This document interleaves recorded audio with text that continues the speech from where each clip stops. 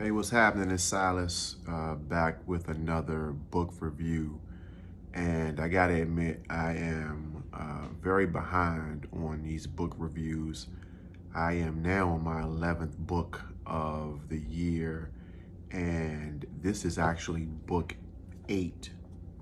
And I've got 2 other recordings to do to get us up to speed on where I am with respect to reading. So this is Equipping 101 by John Maxwell. John Maxwell is a very well-known speaker, trainer, and a self-described equipper.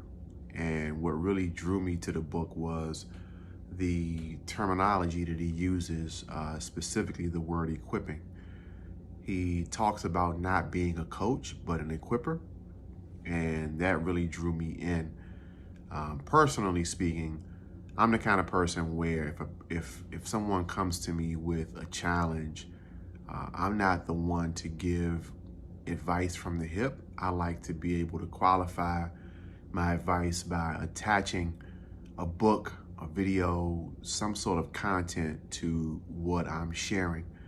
I read a lot. I watch a lot of videos that are related to personal development, and so oftentimes my feedback to friends is based on information that I have, that I've seen from credible sources. And so when I heard the word equipping from John Maxwell, it was the first time I heard it used in that way. And so I've latched myself to that and working to be an equipper myself.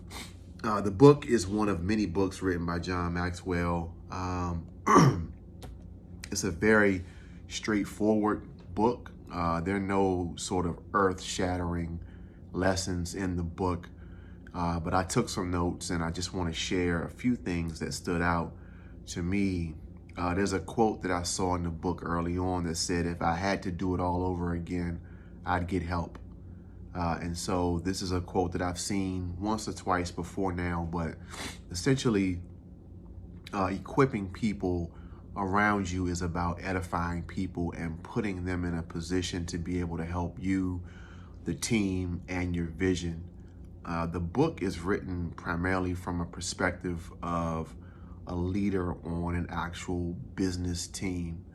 And so the book starts off talking about adopting a team mindset, and just making that decision to build a team, working to gather the best team possible, paying the price that it costs to develop that team, doing things together as a team, and being sure that you empower the team, giving credit to the team when necessary to be able to lift morale, watching the investment in that team pay off, and not investing in people that are just not invested in the team, and then creating more opportunities for those that are on the team that are invested in the vision for the team. And so, again, not earth-shattering content, but a real good reminder for those that may be entering leadership or just need a refresher.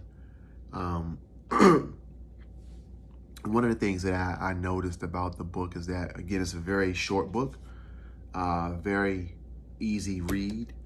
And so for those that are in leadership that may be in demanding jobs, it's a book that you can go to multiple times. And when you go to it, it's not as if it's going to be exhausting to read. And so there's a quote also in the book from Peter Drucker, who is sort of the godfather of management. It says, no executive has ever suffered because his people were strong and effective.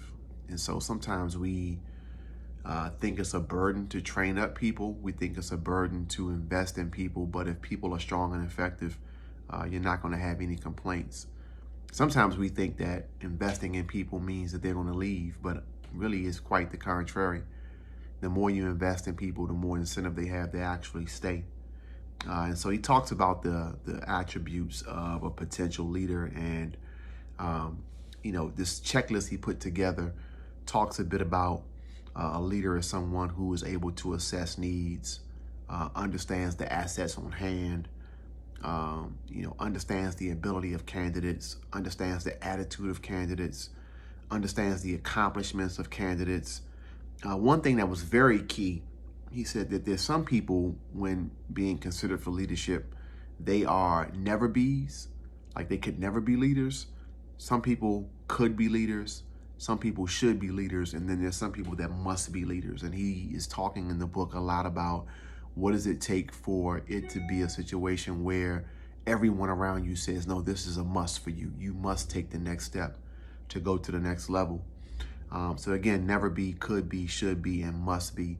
And becoming a must-be leader is the thing that we all should aspire to be if we're not already in leadership space. The final thing I'll say about the book, toward the end, he talked about the right people in the right place. If you've ever seen John Maxwell speak, he talks about getting the right people on the right bus in the right position. And he says the wrong person in the wrong place is regression. The wrong person in the right place is frustration. The right person in the wrong place is confusion. The right person in the right place, progression. The right person in the right places, plural, is multiplication. And so the goal that we want to get to is to get to the point where we have the right people in all the right places, and therefore we can multiply the efforts and expand the vision. Again, John Maxwell, Equipping 101, a book that I think is a refresher for those that are in leadership, and an opportunity to hear some really basic fundamentals if you've never been in leadership but aspire to be there. The biggest takeaway is that we all have to become must-bees. We have to fulfill every element, every requirement of us prior to being in leadership, so much so that everyone around us believes that it's a no-brainer, a necessity, an obligation, that they push us into that leadership space. And as we become leaders, it's about finding the right people in all the right places. And that's how we multiply the vision and multiply the effort and expand and increase the quality of the product that we're bringing to the table as a result of coming together as a team. So again, Equipping 101, John Maxwell, check the book out. And until you check it out, leave a comment here, at least on what I've reviewed from the book. Like the page, subscribe to the page, and I'll continue doing these reviews as a result. Take care.